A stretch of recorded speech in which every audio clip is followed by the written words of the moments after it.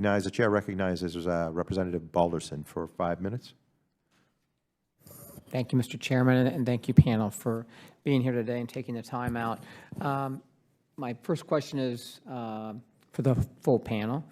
Currently, the National Science Foundation supports innovative research in chemical sciences integrated with education through strategic investment, and developing a global engaged American chemistry workforce. Could you each weigh in on what mode the NSF and other federal agencies could be doing to develop a workforce with the skills to fill the industry jobs?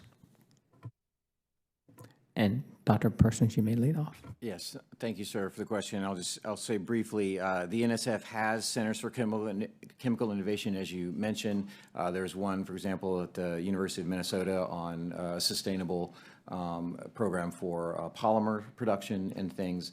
And so a lot of it is learning by doing and putting that framework around. But I think, again, in the absence of that framework, there's still pieces of mosaic that the NSF and other entities are laying in without seeing the full picture. And so there are elements of training in this regard toward green chemistry and sustainability, but again, nothing in a holistic or systematic manner yet. Hi. Thank you. Einstein had a quote, "No problem can be solved at the level of awareness that created it." I think the chemical enterprises needs to reinvent itself. We need to bring new eyes, new ideas into the chemical sciences. The NSF has an opportunity to focus on that, to bring in not just the traditional, acceleration of that which already exists, but when you look at the principles of green chemistry, it actually catalyzes a creative, different way of looking at things, and so has the opportunity to not just accelerate that which we're doing, but expand the bottom, the foundation of what we're doing and what chemical sciences can do to contribute to the economy. And so if yes, we need to take the traditional chemical sciences and accelerate green chemistry in there, but we also have to look at this as an opportunity to broaden what it means to be a chemist, what it means to be an inventor, and to bring along into that society new eyes and new ideas. So I think the NSF has a broad opportunity across many of their programs, from supporting development of new curricular materials, informal science education. This is a great opportunity to go into museums and libraries and have conversations with the public, so broadening what we think about as education. And then, you could really push the field by tying grant funding from the NSF to demonstrating that your curriculum has changed, has evolved, and is aligned with these principles of green chemistry in terms of what is the department level or school level doing. And so that would be a criteria in actually receiving grants from the National Science Foundation.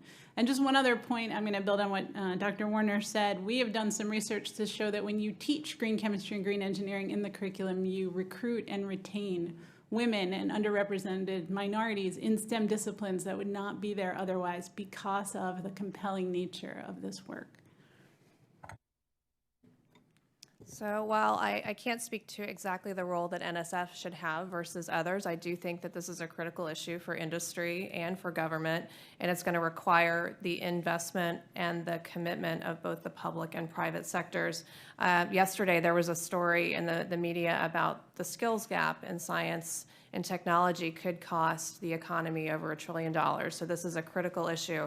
I think we have an opportunity, as Dr. Warner said, to sort of recast chemistry and really emphasize the role it will play in a sustainable future that's more appealing, perhaps, to younger students, people of a different generation, and giving them the opportunity to be part of an enterprise that does advance us to a more sustainable future.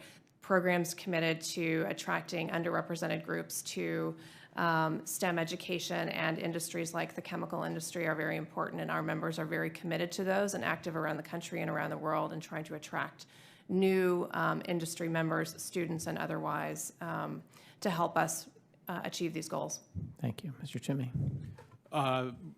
We would, as a company, would be delighted to see more collaboration with NSF, specifically in what you might call applied sustainability. We have questions coming from customers, real-world demands that are problem statements that we're trying to tackle, but would also, I think, stimulate the interest of university students and others to engage further. I think sometimes you have to have a practical challenge in front of you, especially in a fairly nebulous, ill-defined topic as we are entering into with sustainability.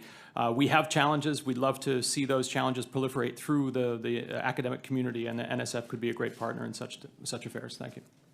Thank you all. Mr. Chairman, I yield back.